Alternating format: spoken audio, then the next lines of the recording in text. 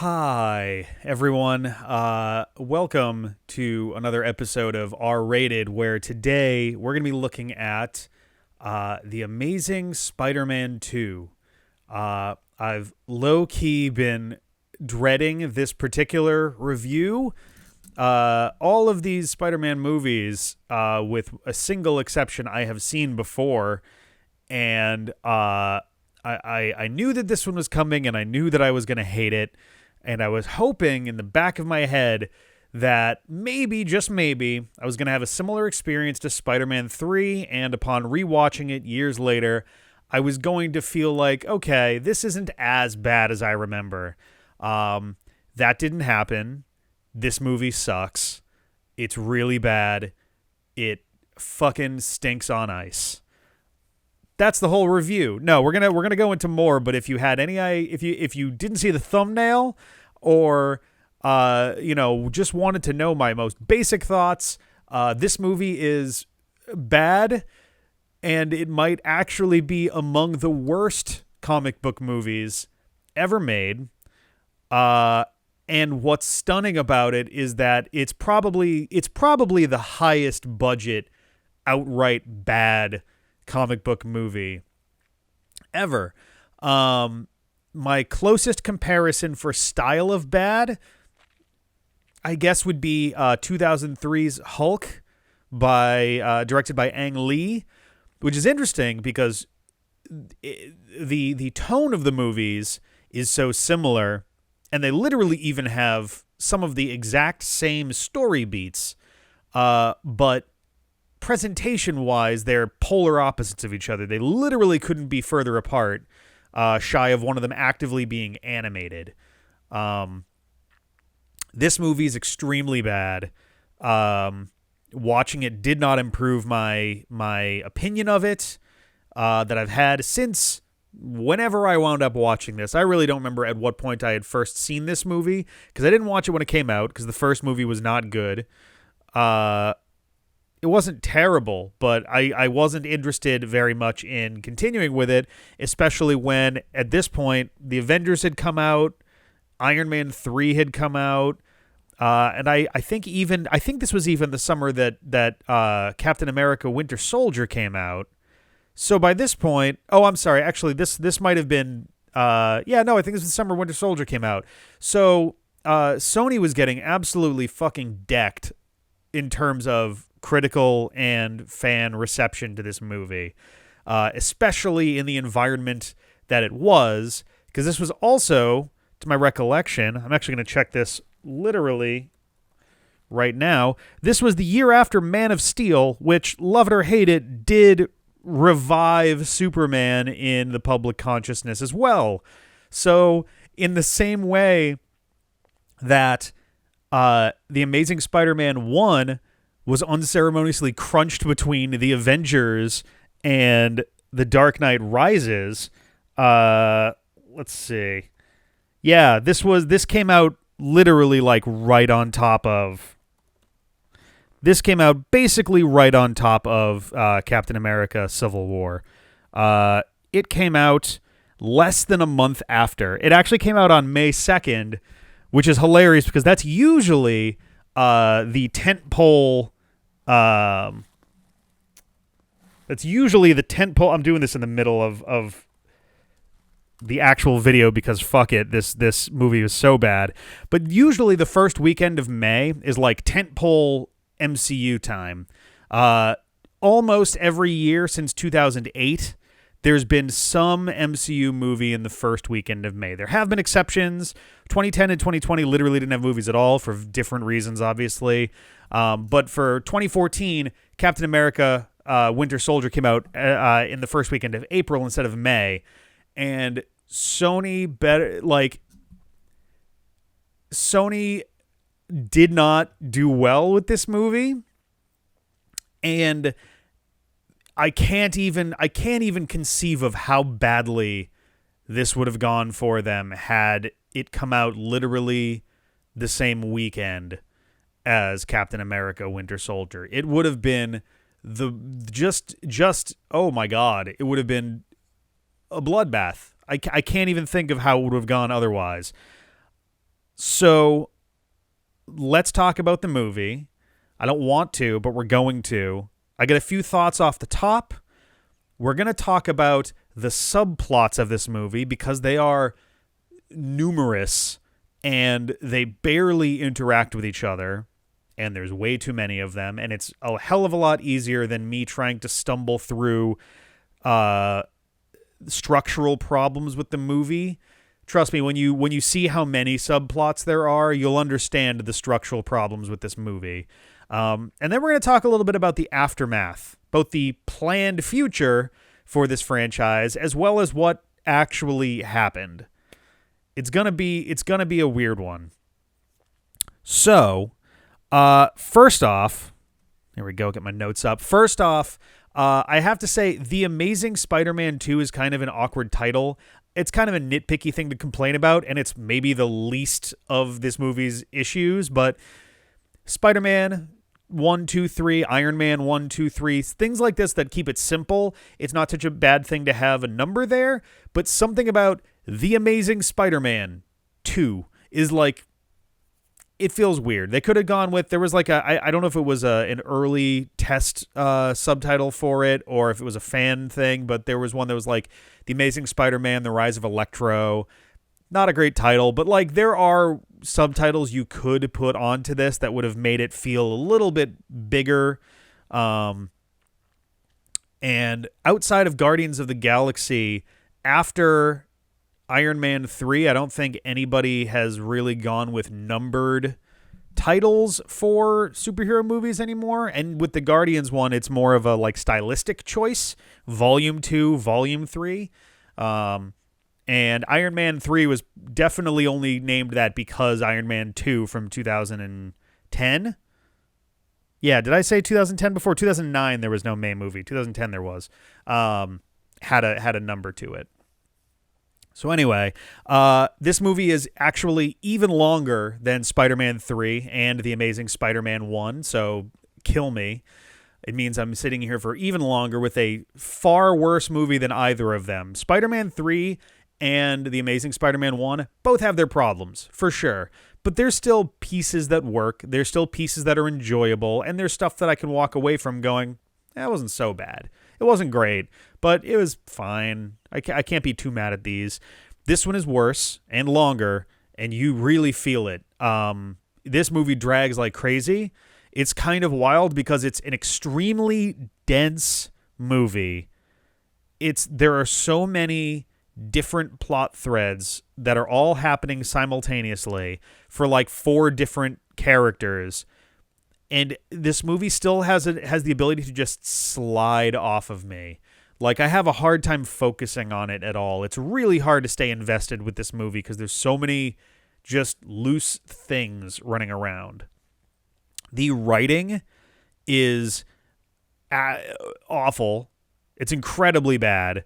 For one, and I don't know how much this is down to the script or down to the actors or down to the director, Marc Webb, but this movie has even more like stuttery doublespeech, where characters will say a thing and there'll be like a half beat and they'll say the thing again.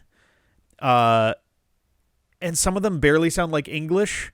So, for example, Gwen, as Peter relapses in his "we can't be together because I'm Spider-Man"-ness, she rightfully gets upset with the back and forth on this, and she decides that she's breaking up with him, and it's going to be a bit more permanent than how things were the first time around. But the way she does that is she says, "I break up with you. I break up with you." And it's like, I get what you're going for with this line. I get that the emphasis is that she is not being essentially dropped by Peter in lieu of his worries about Spider-Man, but more that like she is making the choice to be like, I don't want to be tangled up in this like back and forth shit that you're doing anymore. I get the idea behind the line. The line itself is just delivered so weirdly and twice. And then there's a point later where this movie highlights its own bad writing. While Peter and Gwen are trying to get away from some Oscorp goons, they hide in a little closet of some sort. It could be like it could be a server thing. It could be a broom closet. It's kind of hard to tell. But Peter complains that Gwen picked the most cliche place to hide. Just like, wow, be really cool if the writer decided that was actually a problem and wrote a better hiding place for you then, huh? It's so weird. It's so weird. The pacing in this movie, as dense as it gets, it's really inconsistent. The movie doesn't feel like it's doing anything for its first 20 minutes. We get more Parker parent intrigue. We get a fight with the Rhino before he's the Rhino. We get graduation stuff. It's a lot of like and it's none of this is really setting anything up. The intrigue scene is trying to set something up but fails, and the other two are just planting callbacks for later. Like they don't do anything other than exist in service of, a reference later on, something to bookend the movie with, and it doesn't do a very effective job with that at all. The costume has changed. In the first movie, the Spider-Man costume, the most notable change is the eyes. They've been made substantially larger. Overall, I think it's a better look, though it does lose a neat thing about the costume from the first movie, which is that they were a very practical design. The eyes were actually very small and sharp looking in the first movie, and the reason for that was, I believe, during the suit construction scene, you see Peter dismantling a pair of like biking sunglasses or something and like putting it on. So they're literally like sunglass lenses that are on the mask. I don't know what these ones are. They're much bigger. They look better, but you do lose. The trade-off is that you lose like the rationale behind it, I guess. And they don't really, not that they needed to mention, but like obviously the trade-off here would be they'd probably be easier to see out of, both in terms of light, but also just being able to have peripheral vision back. Though granted, spider sense makes that maybe less of an issue. I don't know. There is a bizarre amount of referential shit going on in this movie. Especially the Spider-Man theme, like the song from the old 70s cartoon. It's one thing where it's Spider-Man's ringtone, Peter's ringtone on his phone, but when he's, mocking Alexei Sitsevich, the Rhino, he starts whistling the Spider-Man theme song, which feels kind of strange. And this, I guess it's kind of mirrored later on when Harry Osborn, who's in this movie, whistles the Jeopardy theme to intimidate his unconscious board member that's trying to have him erased. It's confusing. There's like a whole thing to do with Oscorp and a coup and secret research. It's a mess. Also, Peter, one of my biggest complaints about this movie is that like Peter Parker doesn't feel like Peter Parker basically at all in this movie. I don't know who this character is, but he's fucking around with a fireman's helmet during a battle with Electro where he's already like blown up half of Times Square. Spider-Man likes his quips and he likes his jokes, but there is a point where he does get serious. And when, blasts are knocking whole like floors off of buildings, he's probably not making silly jokes anymore. Also, he apparently needs a YouTube video to remind him how batteries work. Peter Parker, generally speaking, is a super science whiz. I'm pretty sure he knows how batteries work. And despite this, not to mention, it's not just a video on how batteries work. Like, this isn't like a Vsauce, thing. This is like, whoa, kids, a battery holds charge, but if you give it too much charge, it'll explode. And it's like, what the fuck is he doing watching this? And then, despite this ridiculous fucking thing that I feel like had to have been added at some point, it was added, not added in post, but like, I mean, maybe the laptop bit was added in post with the video, but that scene felt like it wasn't part of the original version of the movie, the original cut. Regardless, later in the movie, Gwen has to remind him of how a battery works, because this is a callback. Everything's callbacks in this movie, and she refers to it as like, remember 8th grade science class when you magnetize a nail, and it's like, yeah, I'm pretty sure Peter Parker can probably remember 8th grade science class. Gonna go out on a limb here and say he's probably got a pretty firm grasp on elementary school science. It's so weird. It's such a weird set of choices. Let's get into the subplots. There are several of them. Like, I'm scrolling down my list because I have a list. I need a list for this one. There's so much happening. We're going to go down the list, and I want you to count along with me how many subplots there are. You ready? It's gonna be mostly in order of how they appear in the movie, but there are gonna be a couple that are moved around for dramatic effect. I hope you're ready for that. First up, we have Richard and Mary Parker intrigue. Ooh. This is us opening the movie. Not only are we opening the movie on completely needless intrigue, but it's literally a bunch of scenes that partially take place during the opening scenes of intrigue flashback from the first movie. Like, they even reshot a couple bits of it. Like, in case you forgot, some crazy spy shit is going on, and it totally has to do with this movie.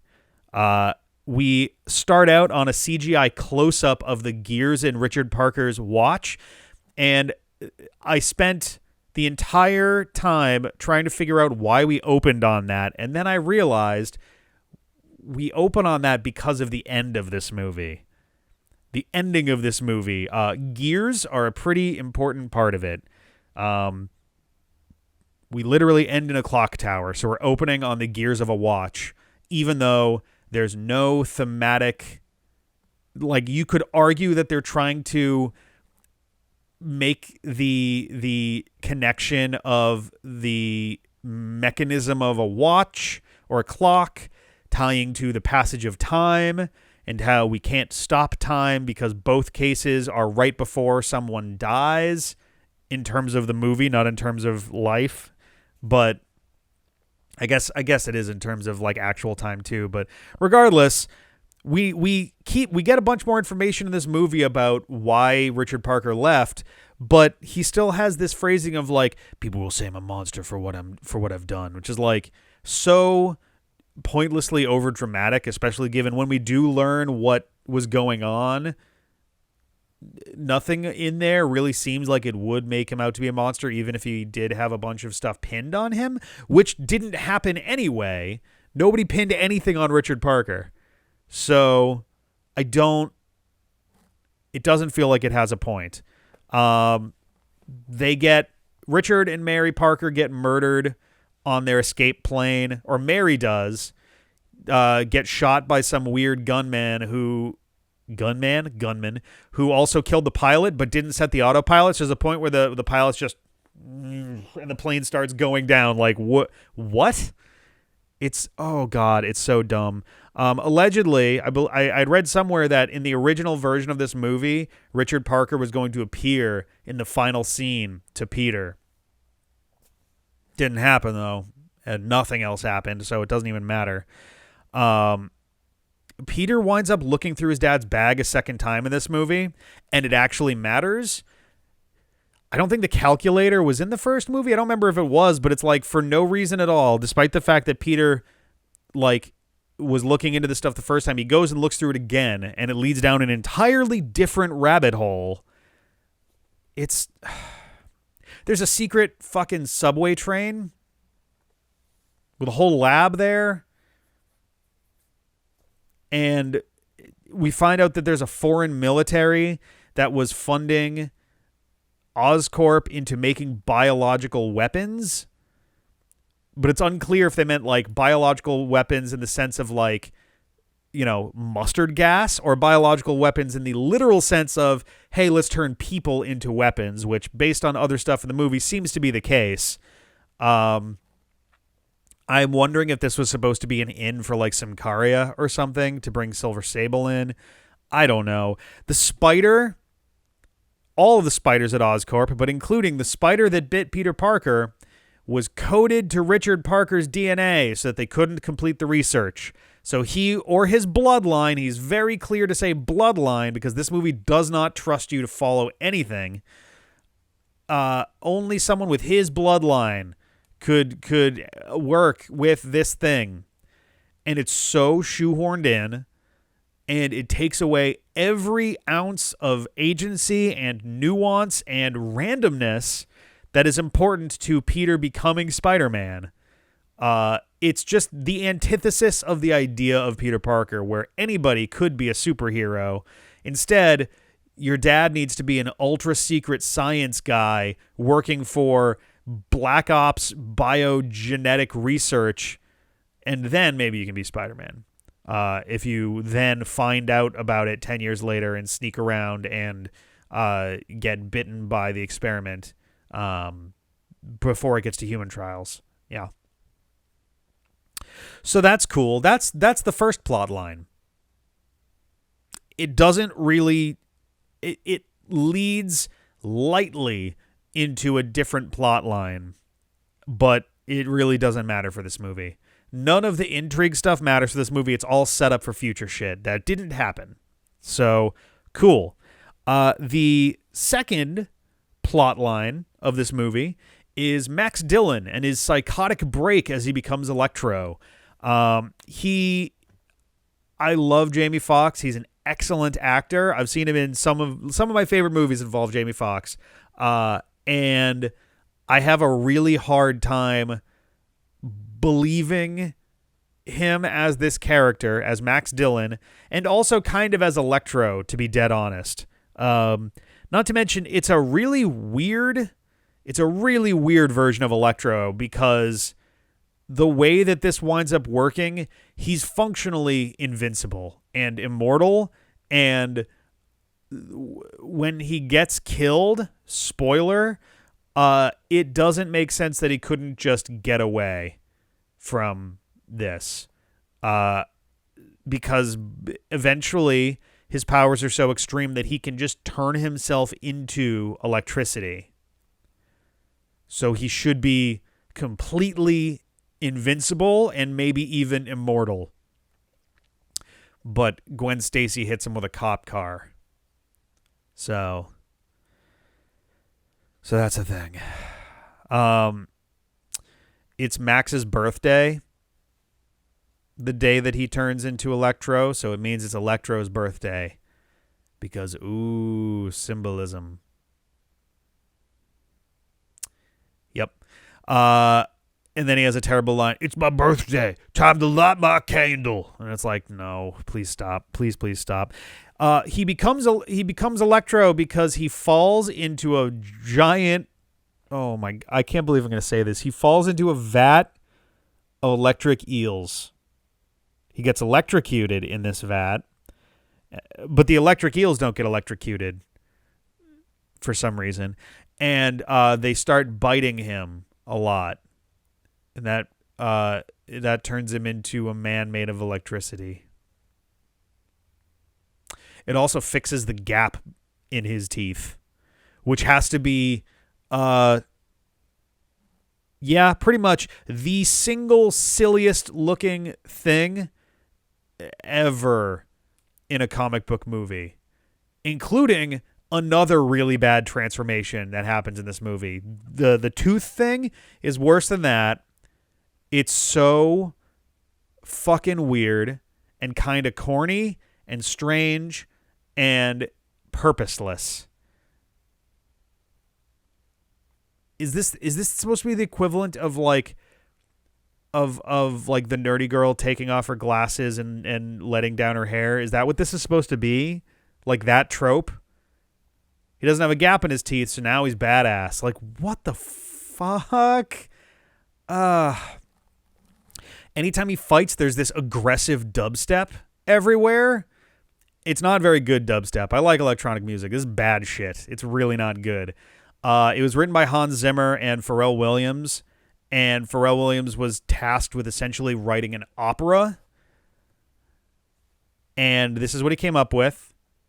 The lyrics are hysterical and so painfully on the nose. It's so bad. It's so bad. There's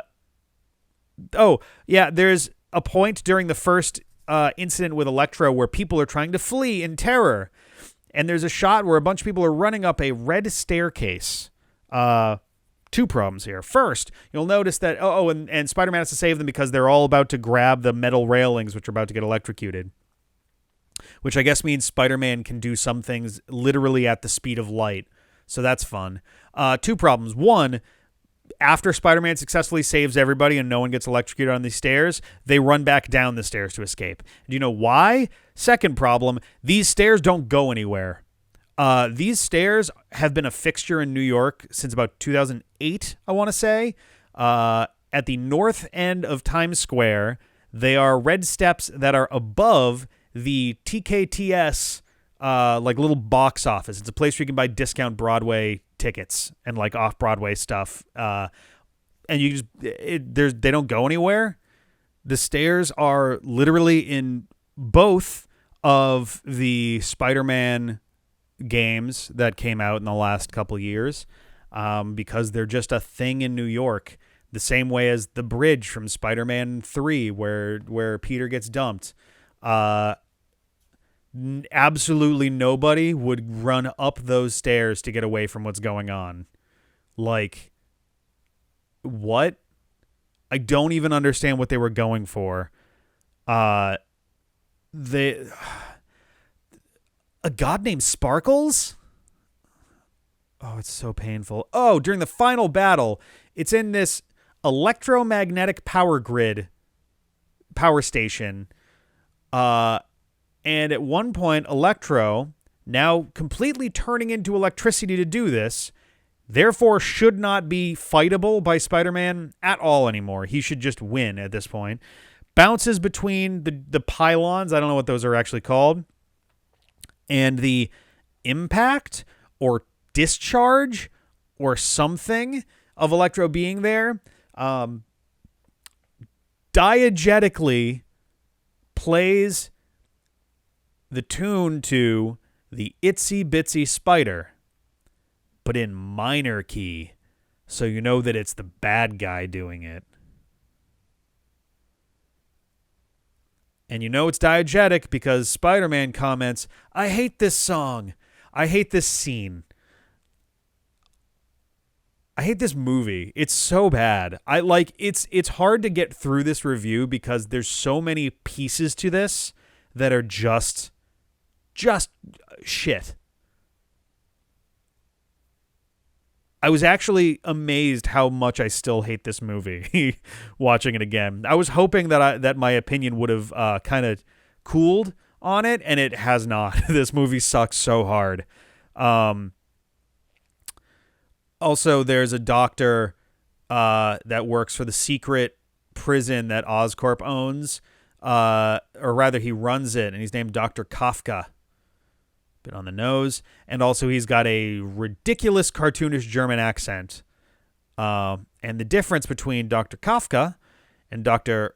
Erskine in Captain America is that Erskine is not really played for laughs. He makes a couple, not played for laughs. He's not played super seriously. He makes a couple jokes, but he's a fairly quiet guy, as opposed to this guy who's like just chewing on the walls, and mostly exists in scenes where the bad guys are making big, strong declarations of how evil they are. So yeah, in the end, Electro gets overcharged because Peter ties together a bunch of spider webs, or ties together a bunch of massive electrical cables with his magnetized spider webs. And I guess in this universe, electricity is like a chain because Electro tries to hit Spider-Man, hits the webs instead, and is just there and stuck while electricity goes into Electro. and he explodes and dies. I don't know, man. I don't know. There's 100 other ways they could have made that happen and work. And instead, he's just like, and dies. So moving on to our third subplot, Peter and Gwen's on-again, off-again relationship with continuous will they, won't they garbage bouncing back and forth throughout the movie. Peter, at various points in the beginning, sees it's not like a hallucination or a vision. It's just essentially his conscience in the form of a judgmental Dennis Leary staring at the camera like, he looks how I feel. He looks how I look watching this movie for 2.5 fucking hours. It's my favorite part of the movie because he appears 4 times and every time it's so jarring and hilarious because it's just fucking angry Dennis Leary staring at Peter Parker. Oh my God. Oh, I hate this so much. Peter decides at the beginning of this movie that he's suddenly terrified that something is going to happen to Gwen or what's left of her family because of him being Spider-Man. Fun story. Between movies, apparently they did start dating again. So he dumps her, but when he tries to, she dumps him. I break up with you. I break up with you. That thing again. So that's fun. While he's depressed about this, we have a Spider-Man being Spider-Man montage that fits more with the first movie than this one. It feels really out of place here, especially in a movie that's already extraordinarily dense. I just remembered the music, the like soundtrack, not the score. The Hans Zimmer Pharrell Williams score is bad also, but I had written down a note from the first movie that was like, when he's digging around in his dad's bag, this is some like weird Phillips shit. In this movie, they literally play Phillips while he continues to dig around his dad's bag. It's that fucking song For You that I cannot stand. I hate it so much. It's an awful song, and it's fitting for an awful movie, I guess. Oh, God. Peter spends his time single stalking Gwen. The movie treats this as cute and adorable and protective. What? He literally admits to checking up on her at least once a day, sometimes more. And this slips because she says that they should hang out and be friends and that she found a cool restaurant. And he's like, oh, yeah, you love that restaurant. She's like, the restaurant opened a month ago. And he's like, oops. She also apparently finds this kind of endearing. Like, what the hell? Why are these people not human fucking beings? She eventually in this movie breaks up with him over voicemail permanently. She wins a scholarship that we're going to talk about in a minute. That's going to have her go overseas, and she breaks up with him via voicemail. Holy fucking oof on that shit. Yep. And Peter's reaction to this is, screw it, I'll leave New York and go with you. So we have a movie where Peter Parker needs a YouTube video to tell him how batteries work, and he doesn't really give that much of a shit about New York. Cool. We're doing real well with this Spider-Man character. This is really going very well.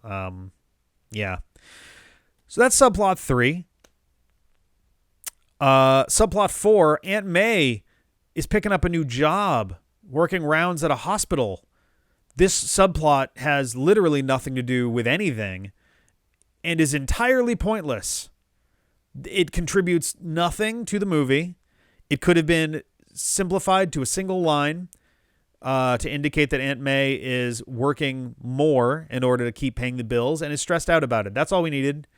But we actually get shots of her in like helping out at the hospital when the power is knocked out and stuff. And it's like, doesn't matter. Doesn't really matter. Also, they have made her stupid to the point where she frustratedly and exasperatedly is mad at Peter about not at Peter, but is mad kind of at herself and the circumstances she's in, where Peter keeps trying to find his birth parents, and she kind of resents Richard and Mary Parker for not for dumping Peter on them, but the fact that they dumped Peter off at all. Like the fact that they weren't there to be parents, and she considers Peter her son, basically. And one of the comments she makes is that, like, she essentially feels stupid. And unfortunately, they characterize her as not stupid, but not smart, not like particularly smart. I guess between, what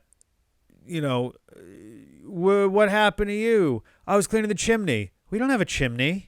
And that's as far as that conversation goes. And him being like, stuff the last time I did laundry was stained red and blue because I washed the American flag. And she's like, nobody washes the American flag. What is this shit? Anyway, that's subplot 4. Hope you liked it. It's gone already. Subplot 5, Gwen is trying to get a scholarship. She has been accepted she's one of the finalists for the Oxford Scholars Program. And this is also an unnecessary subplot and an unnecessary wedge in the already fraught relationship between Peter and Gwen. This kind of just this just kind of serves to keep Gwen out of most of the movie, or at least a lot of it. Basically, anytime she's not actively contributing to a scene that Peter then picks up and runs with, she's actively doing stuff for the Oxford Scholars Program. It just kind of keeps her busy for the runtime of this movie. So she's valedictorian of her graduating class. We get her speech 12 minutes in. Remember it, because you're going to need it 2 hours later. Great. Also, it's an extremely, fucking dreary and weird and depressing commencement speech. Includes quotes like, I know we all think we're immortal. What makes life valuable is that it doesn't last forever. What makes it precious is that it ends. Gee, I wonder if anything's going to happen to Gwen Stacy in this movie. I don't know. Anything could happen. So she's a finalist in this program to get her a scholarship to Oxford months after she graduates high school. So somewhere in the realm of July, give or take. What college is doing that? Most colleges start classes end of August, start of September, somewhere around there. No college on the face of this planet is going to essentially give a full ride scholarship 6 weeks before classes start. That's shit that happens in the winter before, not a couple weeks before. It is so nonsensical and bizarre. It's the way it plays out in the movie, it's not as jarring until you start thinking about it and you're like, wait, none of this makes sense. Absolutely none of it. Not only that, she does ultimately win. She gets the scholarship and has to catch a flight that day. She gets the scholarship and schedules a flight that day to disappear to London. What? That's not how anything works. That's not how, almost any of this shit is going to work. I don't understand how they put that together and was like, yeah, that makes sense. She got to go to London. She got to go today. She got to do it today. And then it doesn't matter because things happen later. Subplot 6, because holy shit, we're still counting subplots. Harry Osborn appears and has a degenerative hereditary disease, referred to in the movie as, did I write it down? Retroviral hypoplasia? I don't know what that means. I tried looking it up and it was very confusing. I'm not a doctor. He's very conveniently dying of a degenerative disease immediately upon arriving into the movie and immediately upon his father's death. Norman Osborn dies in his first scene in this movie, and then he appears a bunch more afterwards in like footage of other shit. It looks basically like gangrene. Like, it looks like he's got lesions and his skin is rotting off his body. But rather than going to any sort of degree like Two-Face from The Dark Knight, which is perhaps the most terrifying and awesome effects job I've still ever seen in any superhero movie to show like horrible body mangling.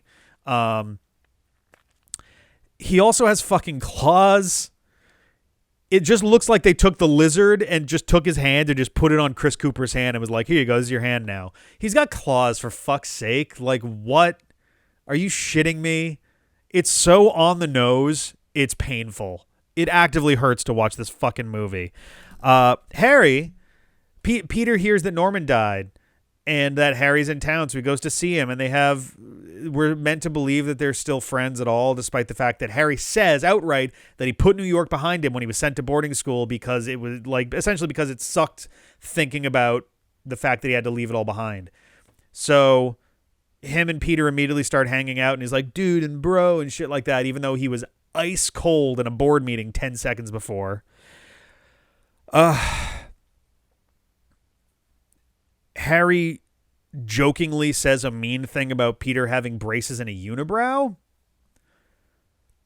despite the fact that they were like 11 when they last saw each other, which was like immediately after, which was very shortly after Peter's parents died, I think. No, it was a little further on than that.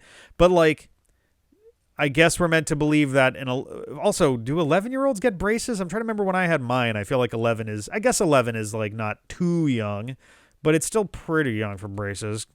Cat running through. But he says this kind of weird, strangely like friendly ribbing, I guess is what it's supposed to be. And then Peter goes like, there he is. There he is. I'm like, what the fuck? What is this shit? And then Peter asks if Harry still blow dries his hair every morning. And one of the only lines in this movie I actually like, because it's self-effacing and I appreciate it, is that Harry says, actually, one of my manservants holds the blow dryer and I work the comb. And he's saying it in a sarcastic, I assume anyway, sarcastic way that's like making fun of his extremely preppy upbringing. So yeah, things then get extraordinarily weird. For one, Harry gets this like info cube from his dad that pricks him and falls onto this hollow desk and immediately starts giving him access to shit. We don't see any technology anywhere near that. Like, it'd be one thing in any other comic book universe where they've established some of this. I don't know. Norman Osborn doesn't strike me as someone that's building secret hollow computers when the option, I guess that's not entirely true. They have weird hologram things. Like there's an AI named Carrie. Is it Carrie? Did I write down the actual kinetic artificial reactive intelligence, which clearly was going to be a thing for a future movie. Like, I was going to say Nora. I forget what the name of the evil AI from iRobot was, but I feel like they were going for something like that. They wouldn't name the AI otherwise unless it was going to be an important thing for a future movie. But like, Harry starts to succumb to the effects of the disease. And he has decided that Spider-Man's blood, for one, he has deduced that Spider-Man was bitten by one of Oscorp's secret super spiders, which is correct, but his reasoning for it is kind of like a stretch. Then he decides that Spider-Man's blood will save him, that a transfusion of Spider-Man's blood will cure him, because he has decided that Spider-Man can do literally everything that spiders can. Gross. Which, not to mention, come to think of it, Spider-Man in this universe doesn't generate webs. He has mechanical web shooters, like cartridges, that actually break in both movies under different circumstances. So it's a dumb thing to think he can do everything spiders can unless he's shitting webs, including, quote, Self-heal. So we need to unpack that a little bit. So one, healing is a thing that everything does. Every living creature heals. If I get a paper cut right there, eventually that's going to heal on its own. I don't have to like do a thing. I could literally do almost nothing and it'll heal. So everybody self-heals. So self-heal is a weird phrase. Also, no, like do spiders like regenerate limbs? I'm pretty sure they don't. In fact, it was actually a big important piece of the last movie that the lizard could regrow limbs because it was making it harder for Spider-Man to fight him. So no, flawed logic top to bottom on this one. He also has decided that because Peter has taken photos of Spider-Man, that he must know him personally, which is crazy because everybody's got their cell phones and things out. And in the last series, Peter Parker's not even the only person taking pictures of Spider-Man. So, like, what the fuck? Yeah. Then Peter goes to see Harry as Spider-Man. Why? Like, I get that he's like, okay, I'm going to, like, let him down easy as Spider-Man and see if I can talk him down. But, like, he doesn't modify his voice at all. He doesn't throw on an accent or use a voice manipulator or modulator, anything. So Harry somehow does not recognize Peter's voice while they're sitting there talking. And Spider-Man obviously is like, no, I'm not giving you my blood. Sorry, dude. But Harry eventually finds out that Oscorp has spider venom anyway. So this entire chunk of the movie is totally unnecessary. And he gets it injected into him by a guy he's got at gunpoint, and he's literally holding the gun, finger on the trigger, in the arm that he gets injected in. It's like, what is fucking wrong with you? And it looks like a bastard of a needle, too. Like, all it takes is a little flinch, and whoops, the guy that was holding the needle is dead, and now you got a needle going rip, and like, this whole thing is so stupid. And when Peter finds this out, he asks, like, and at this point, you know, Harry has turned into this fucking meth monster. He immediately starts turning green and growing claws, and his hair looks like a fucking troll doll, and he's got gangly, weird teeth. And he starts hissing and shit, and it's like, what the fuck is this? At the end of the movie, by the way, he lives, and he's in a cell where someone asks him how, like, oh, you're doing better, and he's like, it comes and goes. Fuck you, movie. Fuck you. Peter asks him, what did you do, when he sees what the fuck happened to Harry? And Harry says, what you made me do. Which is like, no. Because if Peter gave him his blood, one could reasonably assume the exact same thing was going to happen to him. So, like, none of this shit makes any fucking sense. Also, Dane DeHaan, I don't know if he was the right choice for this. It's so weird. Yeah. What was that, 6? We got another subplot. Subplot 7. There's a coup at Oscorp, and they're setting up the Sinister Six. So instead of making it a tease at the end of the movie, something to make you be like, wait, what? And like get excited for where these things go. Because let me tell you, they had plans for a lot to come after this. Instead, like every 10 minutes, the movie is reminding you that Oscorp is secretly planning on essentially creating a Sinister Six. It's unclear why exactly. It's unclear if this was supposed to be the property of the foreign military that's paying for this stuff, or if Oscorp is trying some bizarre strong arm takeover, which is weird because Oscorp is literally, among other things, powering the entirety of New York City. They don't need that shit. They are infinitely funded at this point. So it doesn't even make sense as a motivation here. But they keep showing us shit. There's a secret institute where they've got all these villains locked up. It's where Dr. Connors is locked up currently. It's where Harry Osborn winds up locked up later. And we keep seeing animal armor in the background. We see a pair of wings. We see a set of 4 tentacle-like appendages. We see a mechanized armor with a horn.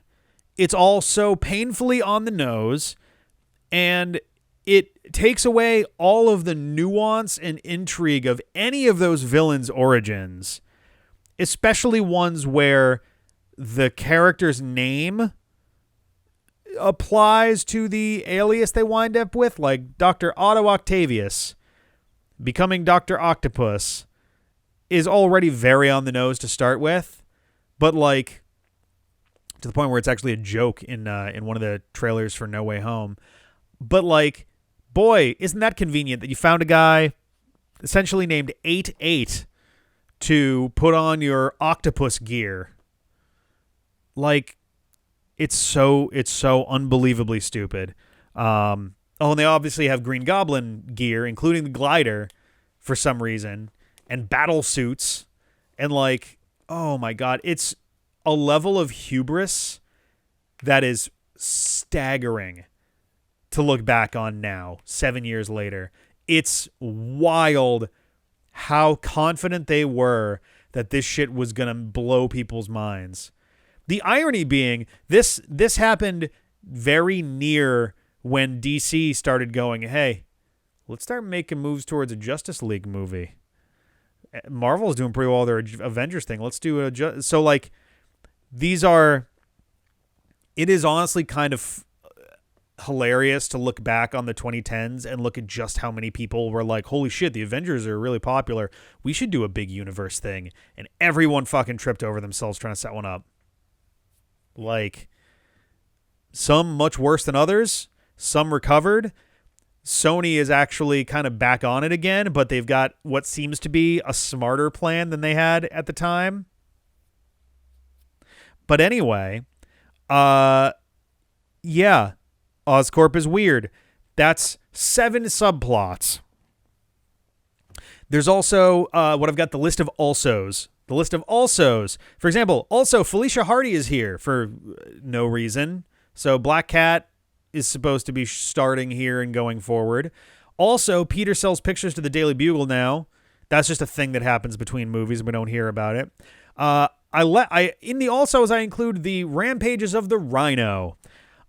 This is a terrible first and last scene for this movie. We flank this movie with the Rhino.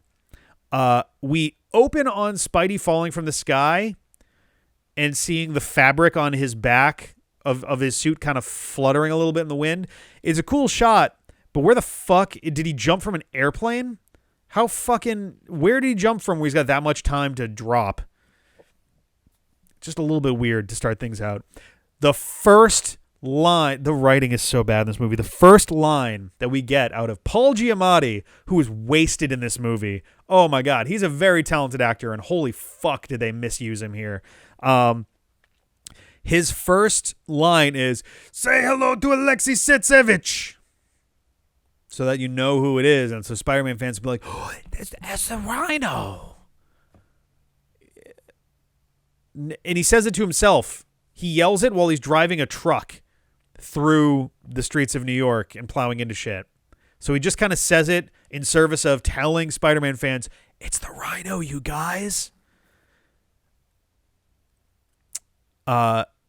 As he's slamming through cars and blowing through stoplights and causing a million car crashes, Spidey is cracking jokes in the driver's side window to distract him. Literally, as the truck is smashing into occupied vehicles, like cars are crossing and he smashes into them. It's like there's at least 5 dead people right there. And Spidey's making just really bad jokes. You can call me Webhead. You can call me Spidey. Just don't call me late for dinner. Am I right? Like, what the fuck is this? we get a shot of Spider-Man standing and getting hit by a squad car, or I guess a police van, and it looks like a shot from a Neil Breen movie. It's so weird because it's just standing. Like, I had to pause and go frame by frame to look at how bad that shot looked, because it looked very bad. Eventually he catches him. He stole plutonium from Oscorp, because Oscorp is basically Amazon, I guess, if Amazon also was a power grid and a scientific research station.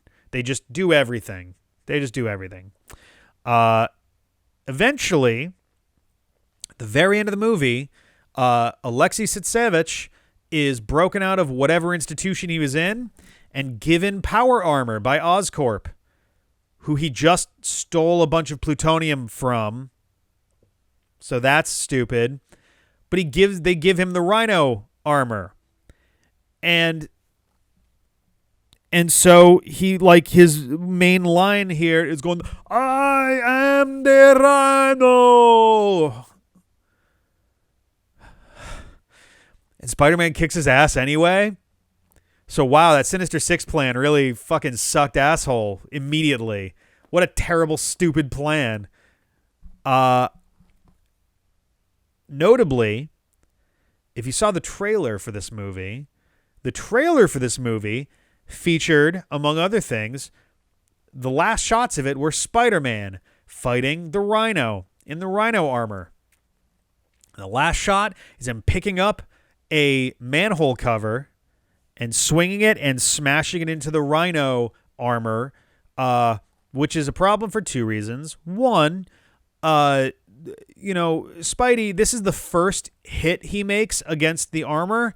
He doesn't know how strong that armor is, and he could just straight up liquefy the guy's head if he's not careful about it. And judging by where it lands, it would have been a direct hit if anything broke there. Two, that's also the last shot of the movie. We actually don't see that fight resolve. The last shot of the trailer is the last shot of the entire movie. So everyone got baited. Cool. I would have to imagine The Amazing Spider-Man 3 was going to, like, open on a more involved fight, but, like, what the fuck were they thinking? I left out one rather important piece of this entire awful movie, and that is the death of Gwen Stacy. It is the single stupidest part of an extraordinarily stupid movie. The execution is wrong, literally top to bottom, and one of the most important deaths in Marvel is done so wrong that it's genuinely funny. So, during Peter's fight trying to get to Electro, Gwen insists that she's coming too, and Peter's like, absolutely fucking not, which is the correct answer. She gets mad and is yelling at him about it. He's like, fine, close that hood, and he spiderwebs her to the hood, which is the correct answer. If she's going to willfully endanger herself against a dude who can turn into lightning, probably a good call to be like, I'm doing this for your own good, I'm really sorry, and deal with it later. She eventually gets out of it. Don't know how. The webs are supposed to be pretty goddamn difficult to break. But she gets out of it and shows back up by hitting Electro with her car. Somehow Electro doesn't hear or see this and gets hit by a car. So that's cool. Peter, rightfully, is horrified that she's here and is screaming at her to leave, to go, get out of here. Considering the last time someone tried to help Peter fight a villain, he died. Her dad died. This is literally a fear that she had in the first movie about them seeing each other, was that her father straps himself up with a gun and his body armor and leaves, and she doesn't know if he's coming home. And then he dies being a cop, helping Spider-Man, and now she's doing this, and it's like, go home, get out of here. we get another shot of judgmental George. And he looks, like I said before, he looks the same way I do watching this movie. Just this unimpressed, you piece of shit thing. And then Electro is exploded. And Harry shows up as the Green Goblin riding the glider. And he looks at Gwen. And he looks at Peter. And he looks at Gwen again because these people don't know how to direct or edit. And looks back at Peter and goes, Peter. And I'm like, ugh. And then he grabs Gwen and drops her through the glass ceiling of a clock tower. Remember the watch at the beginning and the gears? Peter grabs her and drops her onto one of the large gears, which is, I can't imagine, a more horrifyingly dangerous place to be for every reason. But then she falls and he webs her and like he's stuck holding on to that while fighting Green Goblin, and the gears are about to pinch the web, I guess. So Peter sticks his foot in the gears. And again, maybe the idea is that it's a metaphor for him desperately trying to stave off the inevitable, and time is a useful metaphor for things that have to happen. But she falls. Peter nearly beheads Harry with a web around his neck that's attached to one of the gears. And so he dives after her. And suddenly the music all... And it's sad. This sad sort of wailing little song is playing. And she's falling and quietly doing the thing. And he shoots a web. And as it comes out, the web does this.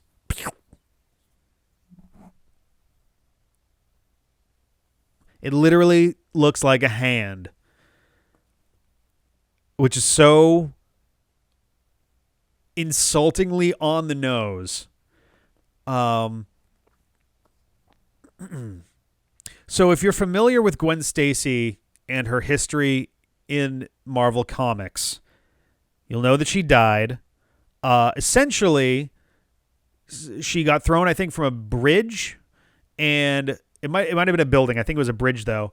And Spider-Man throws a web to save her, but isn't very careful about it, and the sudden stopping of her fall breaks her neck, I believe, and she dies instantly. It's super sad. It's meant to be very jarring. And it's meant to be kind of a wake-up call, among many other things, to Peter that, like, hey, you need to be way more careful about how you save people, essentially, and, like, you're responsible for all of this stuff if it goes wrong. And they decided they were going to adapt that for this movie. And so what happens? The web does the hand thing. Ooh. And it does grab her, kind of, I think, in like the waist zone somewhere. And he catches her approximately 7 inches off the ground. Problem is, if you catch someone by the waist, you got all these limbs and appendages and things. And so she smashes the back of her head into a concrete floor after falling probably 50, 60 feet. It probably was more, honestly, but at least 5 or 6 stories with an extremely loud sklunch. It's like a splat and a crunch and just a whole bunch of sickening sounds all mushed together. And it happens in the span of like a second. And I had to pause the movie because it was so bizarrely put together that I laughed. It's not supposed to be funny. It's supposed to be extremely jarring and sad. But instead we get the artful, oh, and then grab, like, and then a bunch of other shit that was falling along with her starts clattering around to the ground. And then Peter dives down, takes off his mask because we need to see his face for him to cry. And he picks her up. He's like, no, no, stay with me, stay with me, stay with me. And she gets a little tiny nosebleed. And it's like, dude, she should be fucking, her head should be a Gallagher watermelon on the ground right now. That was the most absurd head trauma I've maybe ever seen in a movie. Like, ever. Her head bounced. Like, she is Omega dead. Stay with me, no. Like, she's so very, extremely dead. Wholly dead. Oh my God. It's the most graceless way they could have possibly chosen to present the death of Gwen Stacy. It is so bad. Like, on another level of just what the fuck were you thinking? It couldn't be, oh, he did the waist thing and it broke her back or something, like just at the force of that. No, she has to fucking just destroy her skull on the ground. That's how she dies. Or hell, even that it catches her, but her whole body hits the ground. And like, he's trying to, and like, oh my God, the web isn't even taut. Like, he didn't even, nothing. No, he catches her and crack, like,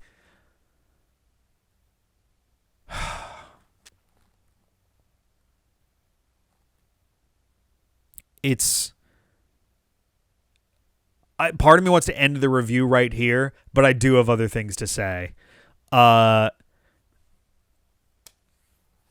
Harry pulling out a rocket launcher and exploding her body in front of Peter would have actually been a more dignified way for her to die than this bizarre failure of an art school way to kill her off. Holy shit. We end on another motherfucking funeral. It is the 4th movie-ending funeral in 5 Spider-Man movies. Spider-Man 2 is, at this point, the only one that does not end with a funeral. Out of 5. Like, is Peter going to lean over the gravestone and whisper, like, I'm sorry, I can't be with you because I'm Spider-Man? Like, how many times do we have to fucking do this? Oh, and then her speech comes back. He has a USB that says Gwen's speech on fucking masking tape. And it's her speech about how everyone's going to die. Oh my God. It's so on the nose. Holy shit. So I have 3 very short lists that we're going to end this with. First, things they should have handled differently in this movie. And by handled differently, I mean jettison into the sun. Get rid of the stupid Oxford Scholars Program subplot. It did nothing. Get rid of Aunt May's job subplot. It did nothing. Get rid of the Sinister Six subplot because it didn't really do anything in service of this movie at all. Get rid of Harry wanting Spider-Man's blood, at least until he's transformed, because that wound up being pointless also. Get rid of the Parker DNA spider garbage because it completely ruins Peter just being a guy who just happened to become Spider-Man. And I didn't even talk about this. At one point, when Electro knocks out the power of the city, all the flight towers also lose power. So 2 planes almost hit each other. Boy, that's a fun thing to think about in New York City. Holy shit. And it's pointless and does nothing for the plot again. The power comes back on just enough for 2 planes to go and like miss each other by inches, which I'm pretty sure the turbulence from that would immediately cause these planes to go down. So basically take out like 45 minutes of this movie and tighten up whatever you have left. Oh my God. It can't all be negative. Here are a few things that I actually liked about this movie. It's not a long list, so be ready for that. The chemistry between Andrew Garfield and Emma Stone is better. For the same reason as it wound up happening with Raimi's trilogy. It's because the lead actors started dating, so they just are better at, silly banter between each other. There's a great moment where Peter is kind of trying to flirt with Gwen, and as he's about to go in for a kiss, I forget if they actually do kiss. I think it's right before he's about to kiss her and she kind of blurts out, "I'm moving to England." And the music just drops out of the scene entirely. It's a very effective use of the scoring right there, because it gives you a good representation of just kind of the everything just going kind of dark for a second for Peter. It's a really good synthesis of the language of film here. There's a complicated little klutzy routine that Peter pulls off when he's trying to help buy time for Gwen to get away from the Oscorp goons. It's sort of a mirror of the scene where Peter awakens with his powers on the subway train in the first movie, but here it's actually in service of something, and it actually feels like a better version of it just all around. And Electro's turn, his ultimate turn to villainy, I actually do like it almost feels like a hostage negotiation, but Peter is trying to talk Electro down when he first kind of shows up in Times Square, and a brief bit of misunderstanding between the two of them and the cops is what gets Electro sent down his dark path. I do like that Peter actually is trying to save him and is trying to talk him down, and Electro even seems receptive to it also. And it's not until he gets shot basically where things go sour. I think that's a good use of that scene. I think I mentioned two other things I liked earlier on in this review, and that's it. That's the whole list. And those are pretty small things. Now it's time for me to blow your mind, because I have a very interesting list to kind of close this out with.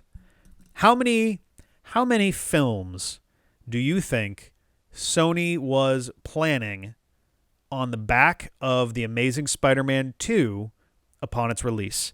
Now, not eventually, but they released it, and they were like, okay, Marvel's got their roadmap, we've got ours. How many movies do you think that they had planned for it? I think they had 2, maybe 3, maybe with some spin-offs in the mix, you could say 5. Sony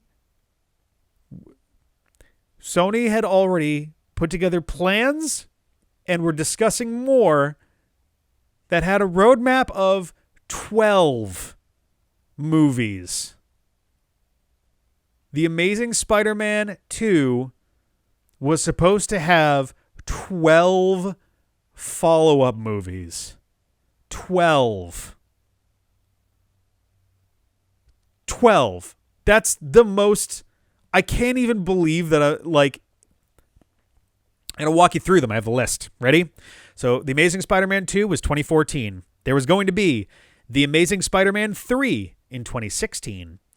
The Amazing Spider-Man Sinister Six Part 1 later in 2016. There's going to be a Black Cat spinoff featuring a resurrected Gwen Stacy in 2017. Some of this came from the Sony Pictures hack, for what it's worth, and some of this was confirmed later. A Spider-Man 2099 spinoff in 2017. The Amazing Spider-Man 4 in 2018. Sometime after this, The Amazing Spider-Man Sinister Six Part 2. A Venom spinoff. A Venom and Carnage spinoff sequel where the resurrected dead body of Gwen Stacy was going to become Carnage.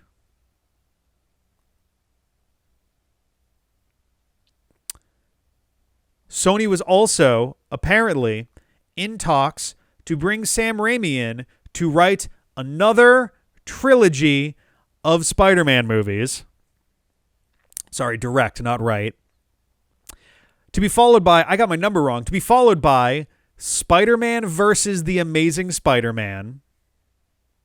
So that's 12. And Sony was also in talks to have Spider-Man join the Marvel Cinematic Universe. So you could call it 13. That is the most... words fail me at this point.